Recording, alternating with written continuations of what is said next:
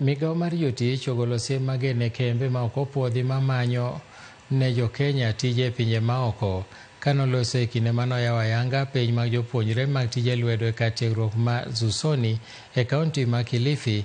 Jagoro mar migao mar tich Shadrack Mwadime noyango ni migao no okawo lesen mag kembe maromo 500 kotenore kod mibadhi ma nonro no dhi nyime sani. Mwadime nojiwo rowere mariwore gi kuonde tiegruok ma kamago mar yudo obok manyalo konyogi e yudo tije kendo tiyo gi kembe mondo puonjre yore mamoko mag tije bende. We have deregistered about 500 of them, and we are deregistering even more. We are working very closely with the security agencies, and I'm happy with the kind of assistance that we are getting from them now. We will do away with all of them.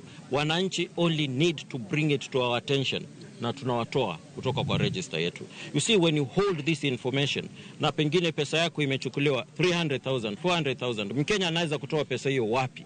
You struggle to get that money.